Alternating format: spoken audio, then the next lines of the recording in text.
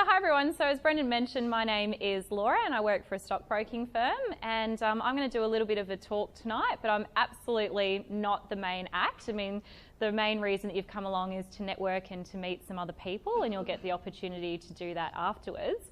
I guess what I really want to talk to you about is more my experience and how I've been able to build up a business while still being an employee.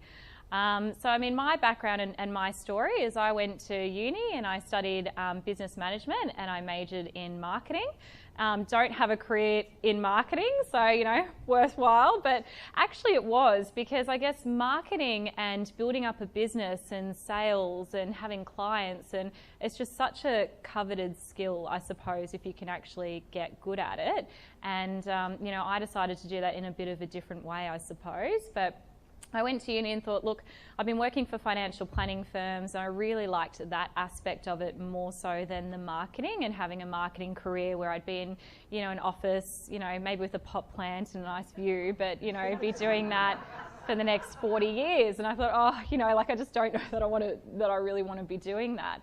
And I got to work, I started at Morgan, so Morgan Stockbroking, and I started off working in back office to begin with, which was really boring, I have to say, just being honest.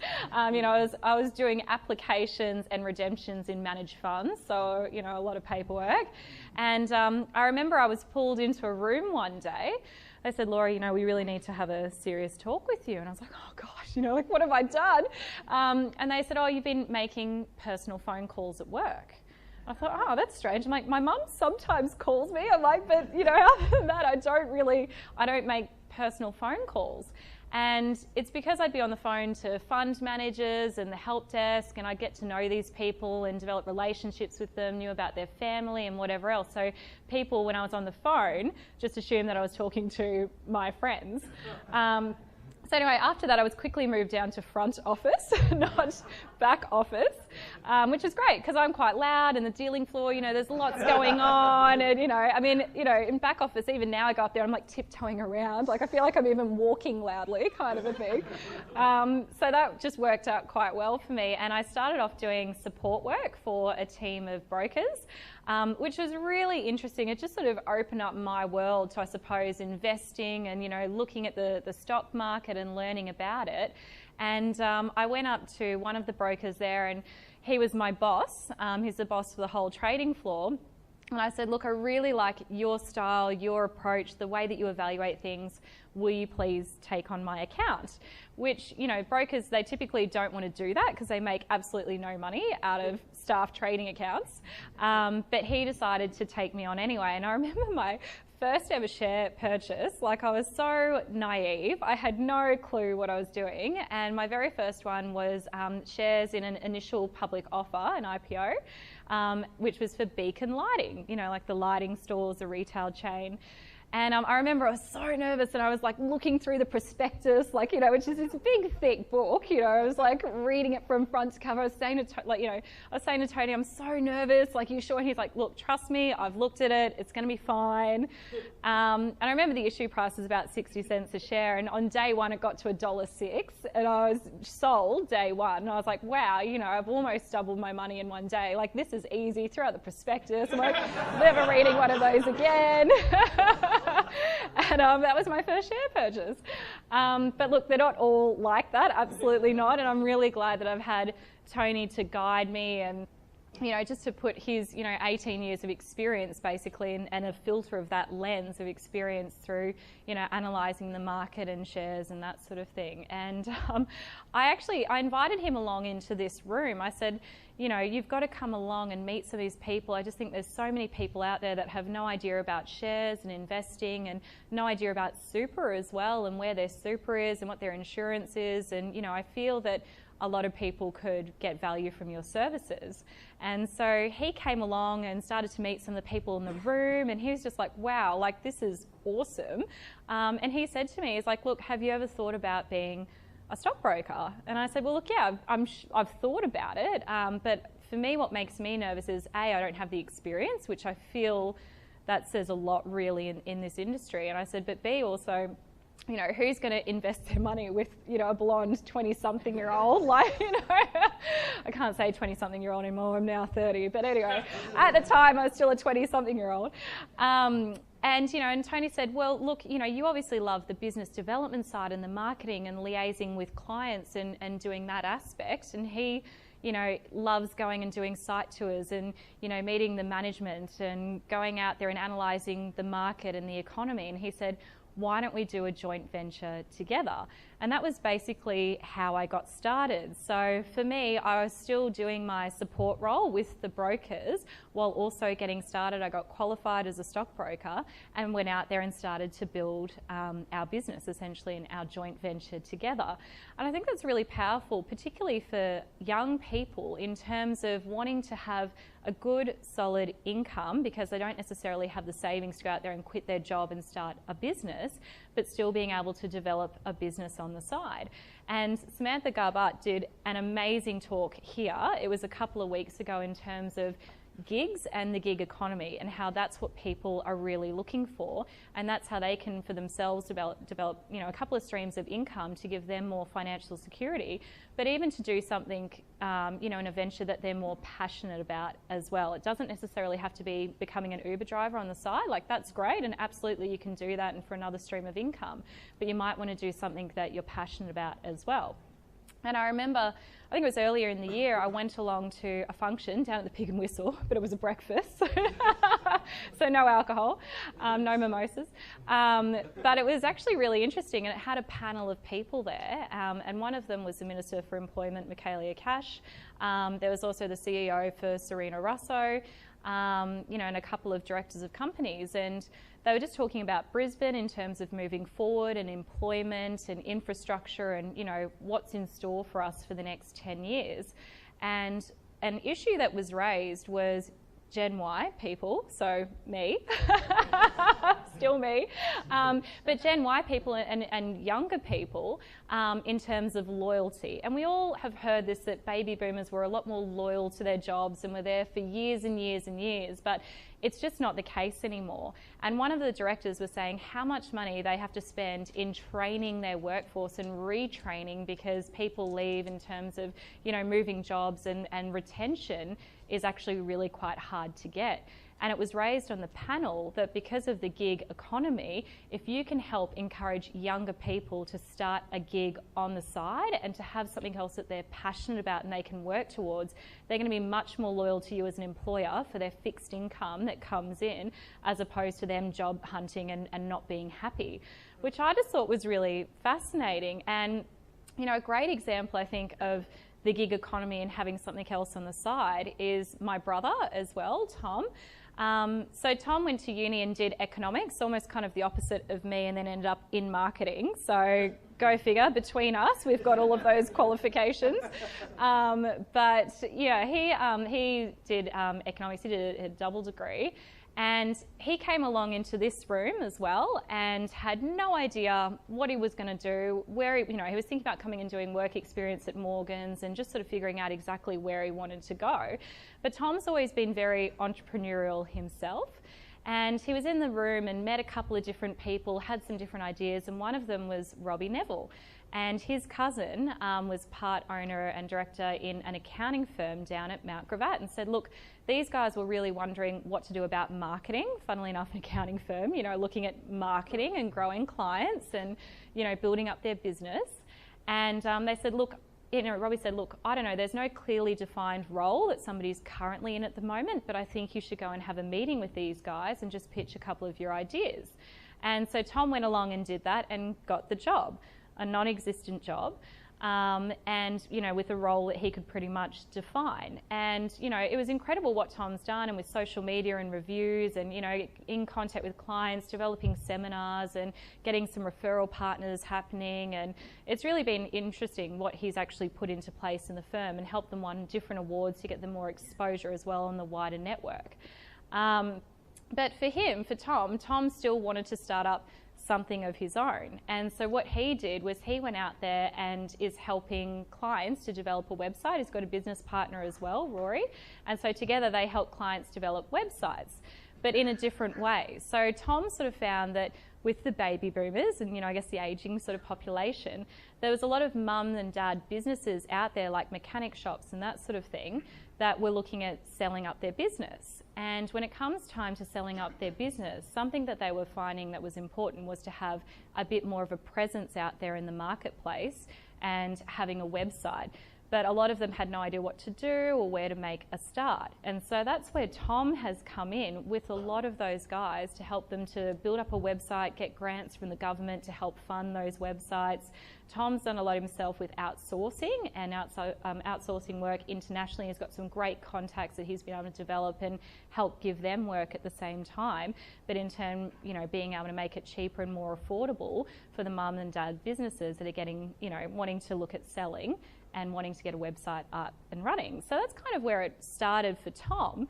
But then it was really interesting. He was pitching his idea to the accountants and what he wanted to do, and looking at, he'd already put some efficiencies into place there. So he was saying, look, I could go down to 4 days a week because I'm building up my business, but I've put this in place for you guys already, so then that's going to be cheaper for you.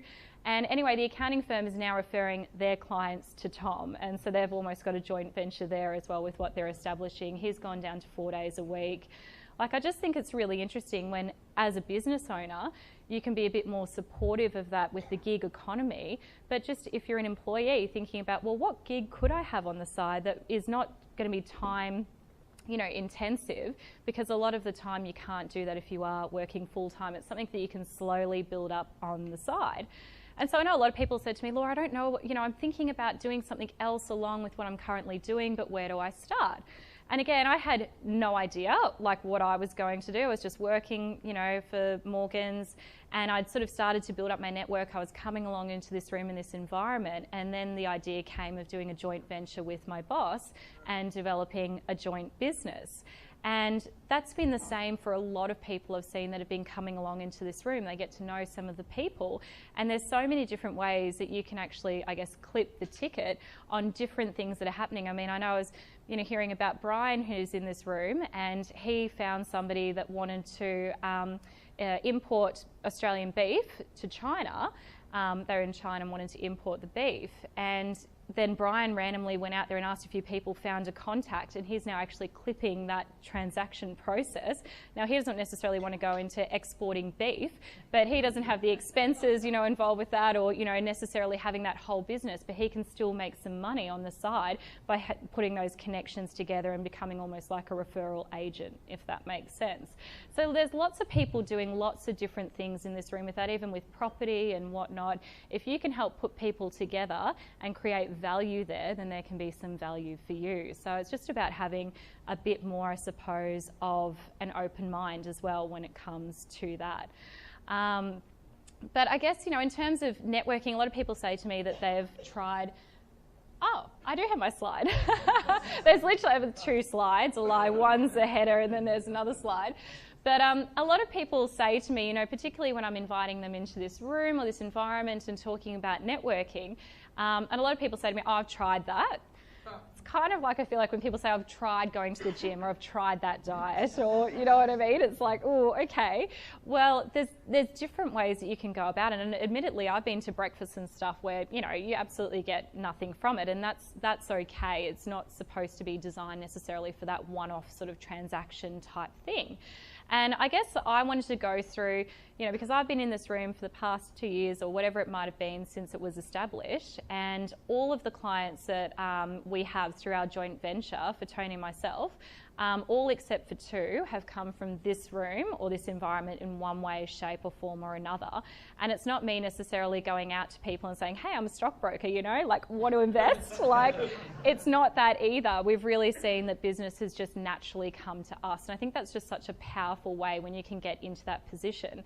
And that's what I think with networking. If you want to get the results, it's what you put in that measures up to what you get out of it, essentially. And so in terms of the different layers of networking, I just wanted to go through that quickly if I can. And just the way that I see it, really. There you go. Okay, awesome. And that's my one slide. I'm not an IT person. But I thought, if you're going to decide to network, well, actually there's majority of these are proactive in terms of actively going out there to look at how you can effectively build your network. And one is reactive, and that's the very first layer, I would say, which is the social layer. So you might be going out there to kids' sporting events, well, not me, but you might be, kids' sporting events, to the bar, wherever it might be, just in your normal daily routine where you're meeting different people and you're finding out more about them, they find out more about you, and you might mention that you're a plumber and they say, oh, wow, actually, I really need a plumber, like I've got a burst pipe or whatever. I mean, they probably would have called somebody else rather than you, like I'm waiting or whatever, if that was the case, but whatever it might be, they might be like, yeah, great, you know, I need that, or I know somebody that's looking for that, and so then they refer and connect, and that all works, and that all works on a social level. But I guess if you want to then kick it up a notch and you want to look at how can I proactively go out there and build my network, and what do I do? And I think particularly because people come along to these events and like, oh, where do I start? Like, you know, this is a bit awkward, like I don't really know anyone, and what do I actually need to physically do? And so I guess the next one is just attending different functions and events. And I was chatting to one of my friends who's just started up in corporate at Morgans, and she was sort of saying, oh, Laura, it's so awkward. Like I go to these events and I have no idea how to talk to these people I don't know, and I'm expected to go out there and do that and to network with these people. Like, you know, can you help? Like, what would you recommend? And, you know, I said to her, well, she should come here for practice. Absolutely, that was the number one thing. But the next thing I said to her, that's something that's just, Dad taught me years ago actually, which I just love. It's just really easy to remember in your mind, and that's FORM, so F-O-R-M. So F stands for family. I find that's a really easy way to start off talking to somebody as well, and asking, do you have kids? You know, do you have a wife? Or, you know, what does your wife do? And it's just really easy to ask questions around family. The next is occupation as well, and so asking them what they do for work, how long they've been in the industry for, if they're enjoying it. R is for recreation, so I actually usually ask R first, which is, do you have any holidays planned? Like, where are you going next? And then I get to talk about where I've been and where I'm looking at going and asking for tips. And, you know, I usually start with the fun one first, but whatever. You guys can start with family and occupation first. And then M stands for message, which could be about anything. It could be anything that they're looking for or that they need help with. And this girl, Carla, she then went along to one of the functions and met this girl from Deutsche Bank, and she was talking to her about that and her role. And something that she'd brought up was she was a bit worried about the hours in corporate and what sort of expectations get set by by staying those hours, and what do bosses expect. And, you know, the girl from Deutsche Bank was giving her some advice on that as well, and saying, look, set the expectation that these are the hours that you're going to be doing. If you need to, you can log on from home, but go to the gym if that's what you want to do. Or, you know, she was really getting to talk to this girl from Deutsche Bank, which I thought was awesome. So, you know, that's something that you can do, is just by attending different events, doing form and getting to know people. But then I guess from there, it's kind of like, well, where to from there? Like if you're constantly going to breakfast and just meeting new people, and look, it's a bit like slapping mud up against the wall and seeing what sticks. Like some stuff will be relevant to you and be beneficial, but other stuff won't be. And that's where I really found that then coming along consistently really makes a difference between that. So, I mean, here, because I come along on a Monday night and I might get to meet somebody, but if there's no immediate transactionary benefit for me, it's really then hard if I don't see that person again. Whereas if I'm coming along on Monday nights, I get to see them, oh yeah, hey, we get to talk a little bit more, I get to meet some of the people that they meet. You actually start to get to know people within the room, and they start to get to know you, what you're about and what you're looking for as well. And they'll then see if they can connect you up within the room too to help you to do that. The next part and the next level, other than maybe like attending, you know, a networking event on a regular basis, say for example, like Monday nights here, is then how can you actually contribute? And this I found so powerful, because I would be meeting people briefly or meeting them on LinkedIn or wherever it might be, and we'd go and catch up for a coffee. It would be great, lovely, we'd usually get along. You know, I would be finding out more about them and what they're looking for, and they would do the same for me, and it would be a great time. But again, if there's no immediate transactory, beneficial, you know, whatever, it makes it really hard to keep an ongoing relationship because you can't just keep meeting up for coffees every week or whatever it might be. It makes it really hard to develop those relationships. So that's what I found was quite good, was I just invited them along here, and that way I could meet people here. You see them every week. You're like, oh yeah, hey, how are you going with that project? Or how are you going with, you know, growing your business or whatever it might be. It's a really good way of actually keeping in touch with your network as well on that regular basis and actually actively being able to build a network, even if you might not be able to help that person immediately. And then the next level beyond that, in terms of getting a result from the network that you're building and coming along to a room and an environment, is advocacy. And advocacy is so, so powerful. And you can imagine if you had people out there that knew you, your goals, and what you were about, and they could go out there and advocate for you to their network. I've seen it so many times in terms of how powerful it can be. I remember actually one of the guys in the room, James Burkett, who's a real key collaborator, he'd said to me that he'd seen a job advertised on LinkedIn for Morgans about rolling out a new CRM system. And I was like, really? I was like, usually they advertise roles internally. Like usually you get to see the job that comes through because they want an internal referral. And anyway, I since then found out it's because they didn't want anyone to know that we were getting a new CRM system. And so they wanted somebody to manage that change.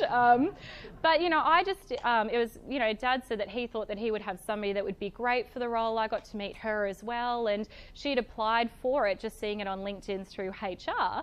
But I said, no, let me figure out who the actual person is that's going to be doing the interviewing and let me get directly to them. So I asked around and found the person, and I said, look, I've actually got somebody that my dad knows, and, you know, he thinks that she would be a good fit based on the position description. I said, look, she's applied through HR, keep an eye out for the resume. And he said, no, send her resume directly to me, like I want to have a look at it, and we'll go from there. So it's advocation is easy to do, but it's also very easy to let it slide or whatever. She's seen it on LinkedIn, easy. It'll go through HR. There might be 100 applications. That's very hard to differentiate, as opposed to somebody saying, look, this is somebody that, you know, could be good for the role. Another great example that I love as well in this room is Julien. I feel like everyone has been advocating for Julien, and that's mainly because he advocates back for others as well and has been such a key contributor to this environment in terms of really helping people to make the connections that would be good for them. But Julien imports French champagne, so I mean that's a start as well. There's some perks, right, to helping advocate for Julien. I actually had him come in and do one of the functions at Morgans. He did a champagne tasting, which was awesome. But like I know that Dane's really gotten to know Julien, and you know, with the champagne and whatnot. And Dane's got quite a few contacts as well in Brisbane in terms of the restaurant space and the bar space, and shows, you know, he loves to network after hours.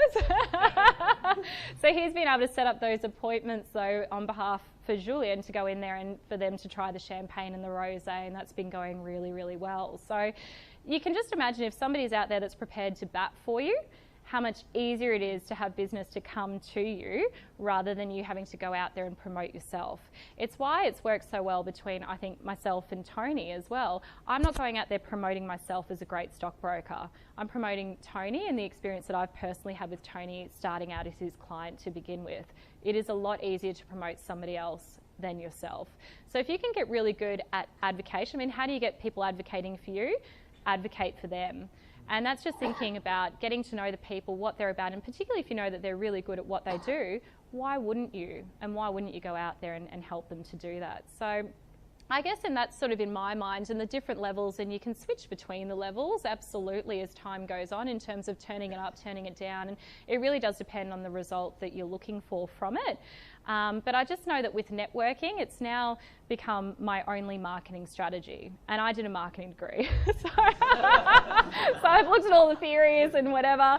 And to be honest, this is just what has absolutely worked. And I guess, you know, coming along on a Monday, it's cost effective. It's $10. You usually get to learn something from the speaker. I don't know if you have tonight, but usually, you know, you do. And you get to meet this great group of people. It becomes social, and you can achieve so much on the one night in terms of building your network and getting to meet so many different people rather than the multiple coffee meetings.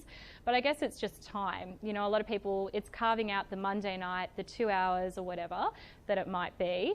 But if you're focusing on that as a real key strategy and putting the time and effort into that to get the result, it's a much more time effective and cost effective way than a lot of other marketing strategies out there. So absolutely, enjoy the, after tonight and getting to mingle and meet the person that invited you along. A lot of the time you might not know the person or know them that well. So you can absolutely get to know them, they can get to know you, and then if you can ask how you can contribute and move forward and learn how to build a network, they'll be able to help you. Thanks.